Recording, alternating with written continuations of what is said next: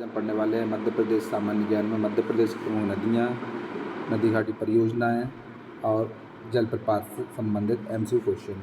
पहला क्वेश्चन है, मैकाल में उत्पन्न होने वाली नदियों के नाम बताइए। इसका आंसर नर्मदा और सोन। मैकाल पर्वत के अमरकंटक से नर्मदा तथा सोन नदी का उद्गम होता है, जो एक दूसरे की विपरीत दिशा में बहती है। नर्मदा पश्चिम की ओर भंस घाटी से 1312 किलोमीटर बहती हुई खंभात की खाड़ी अरब सागर में मिल जाती है, जबकि सोन नदी पूर्व दिशा में बहते हुए पटना के पास गंगा नदी में मिल जाती है।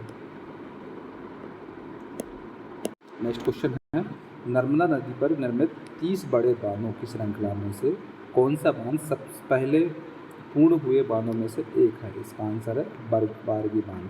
नर्मदा नदी पर निर्मित 30 बड़े बांधों में से बारगी बांध, जो कि जबलपुर में स्थित है, पहले पूर्ण किया गया। बरगी बांध से बरगी परिवर्तन योजना और रानी अवंतीबाई लोधी सागर दो प्रमुख सिंचाई परियोजना विकसित की गई है।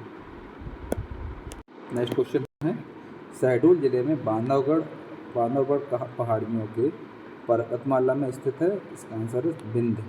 शहडोल जिले में बांधवगढ़ पहाड़ियाँ विंध्य पर्वतमाला में स्थित हैं, जबकि उमरिया जिले में स्थित बांधवगढ़ अभ्यारण्य बाघों के लिए प्रसिद्ध है। इस अभ्यारण्य के बीचों बीच बांधवगढ़ पहाड़ी है, जिस पर 2000 साल पुराना किला बना हुआ है। नेक्स्ट क्वेश्चन है, बघेलखंड के प्रमुख क्षेत्र सतना में कौन सी नदी बहती है। इसका आंसर है मंदाकिनी। मंदाकिनी नदी सतना जिले में चित्रकूट से उद्गमित होकर 50 किलोमीटर बहते हुए उत्तर प्रदेश में करबी के निकट यमुना में मिल जाती है। इसी नदी के तट पर रामघाट नामक एक घाट है, जहां मान्यताओं के अनुसार श्री राम अपने चित्रकूट निवास के दौरान स्नान किया करते थे। नेक्स्ट क्वेश्चन है, किस नदी पर दुसाध से बना द्वीप, जिस पर श्री ओमकार मानधाता का मंदिर स्थित है, वो है नर्मदा नदी पर। डिस्क्रिप्शन है, खंडवा जिले में ओमकारेश्वर मानधाता नर्मदा नदी के मध्य द्वीप पर स्थित है। यह 12 ज्योतिर्लिंगों में से एक है। नर्मदा नदी के दक्षिणी तट पर ममलेश्वर मंदिर स्थित है। इस द्वीप के ओम के आकार का होने के कारण ही इस स्थान का ओमकारेश्वर पड़ा है। नेक्स्ट है, इंद्रावती की घाटी में कौन सी नदी है। इसका आंसर है गोदावरी नदी। इंद्रावती के घाटी में गोदावरी नदी है। इंद्रावती की नदी गोदावरी की सहायक नदी है, जिसका उद्गम स्थान उड़ीसा के कालाहंडी जिले के रामपुर धोयामुल में है। भद्रकाली दंतेवाड़ा में इंद्रावती नदी और गोदावरी नदी का संगम होता है। इंद्रावती राष्ट्रीय उद्यान इंद्रावती नदी के किनारे बसा हुआ है। नेक्स्ट क्वेश्चन है, मध्य प्रदेश में सबसे बड़ा जल ग्रहण मिशन वाटरशेड मिशन कौन सा है। इसका आंसर है राजीव गांधी। मध्य प्रदेश में सबसे बड़ा जल ग्रहण mission Rajiv Gandhi watershed mission है। इस प्रकार की परियोजनाओं का उद्देश्य सतही जल संग्रहण और भूजल संवर्धन के द्वारा गाँव में विभिन्न प्रयोजनों के लिए पानी की उपलब्धता सुनिश्चित करना है, जैसे कि उचित वितरण और उचित प्रबंधन, मृदा संरक्षण आदि। नेक्स्ट है, कौन सी नदी रीवा में पूर्वा झरने का निर्माण करती है। इसका आंसर है तमस नदी। तमस नदी रीवा में पूर्वा झरने का निर्माण करती है। रीवा मध्य प्रदेश का संभाग है, जिसके अंतर्गत रीवा, सीधी, सतना, सिंगरौली जिले आते हैं। रीवा सर्वाधिक ग्रामीण आबादी वाला जिला है। रीवा में मध्य प्रदेश का सैनिक स्कूल भी है तथा आम अनुसंधान केंद्र गोविंदगढ़ में भी स्थित है।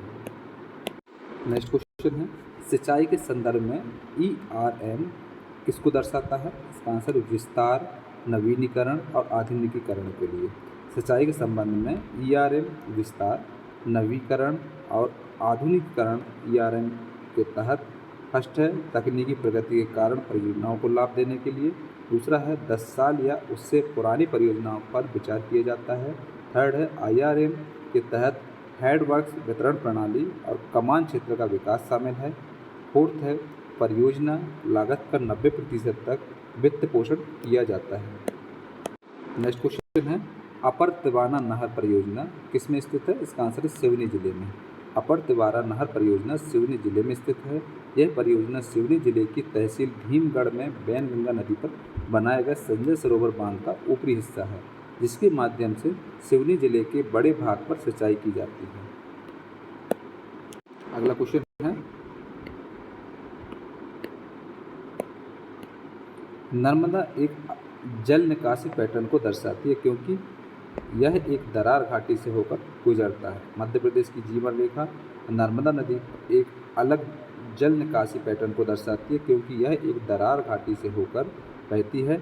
नर्मदा नदी मध्य प्रदेश, महाराष्ट्र तथा गुजरात राज्य से होकर कुल 1312 किलोमीटर चलकर खंबात की खाड़ी अरब सागर में जा मिलती है। इसके समांतर भ्रंश घाटी से ही बहने वाली दूसरी नदी ताप्ती है, जो कि सतपुड़ा श्रेणी में मुल्ताई से उद्गम होकर सूरत के निकट अरब सागर में मिल जाती है। नेक्स्ट क्वेश्चन है, एक पंच एक तालाब है या कुओं और टैंकों के निर्माण के लिए पंचायत स्तर परियोजना। एक पंच एक तालाब पंचायत स्तर पर कुओं और टैंकों के निर्माण की परियोजना है, जिसके अतिरिक्त यह मध्य प्रदेश की प्रमुख सिंचाई परियोजना है। तो इसमें कुछ बताया गया, कुछ सिंचाई परियोजनाएं बताई गई हैं और भागीदारी राज्य कौन कौन से हैं उसके बारे में बताया गया। जैसे बाघ परियोजना, बाघ परियोजना में मध्य प्रदेश व महाराष्ट्र राज्य शामिल हैं। पेंच परियोजना, पेंच परियोजना मध्य प्रदेश में छिंदवाड़ा व एमपी में नागपुर। चंबल घाटी परियोजना मध्य प्रदेश व राजस्थान से मिलकर के बना हुआ परियोजना है। सरदार सरोवर परियोजना, जो कि मध्य प्रदेश, गुजरात, महाराष्ट्र व राजस्थान राज्य से मिलकर के सरदार सरोवर परियोजना बनाई जाती है। नेक्स्ट क्वेश्चन है, चौलिया एक है क्या? इसका आंसर तीव्र। चौलिया एक तीव्र, चौलिया एक चुलिया एक जलप्रपात है जो चंबल नदी पर भैंस रोड के निकट स्थित है। इसके अतिरिक्त मध्य प्रदेश के अन्य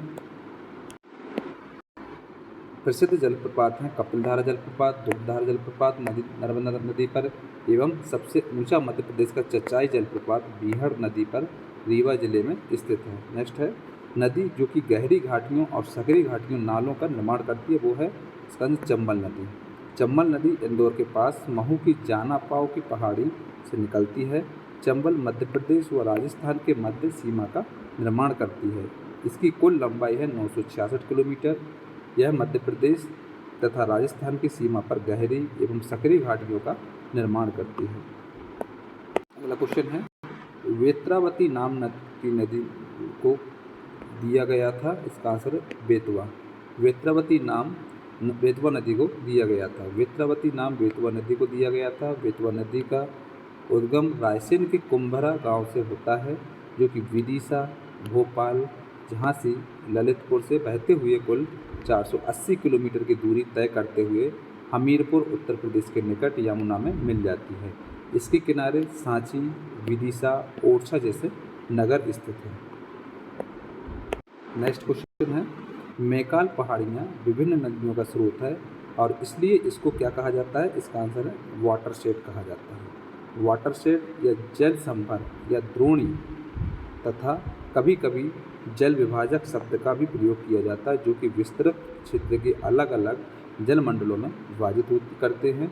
मैकाल पहाड़ियाँ भी विभिन्न नदियों क्रमशः नर्मदा, सोन तथा जोहिले का उद्गम है, जो कि अलग अलग दिशा में प्रवाहित होती है। नेक्स्ट क्वेश्चन है, बरोदिया किस नदी में एक सिंचाई नहर है? इसका आंसर है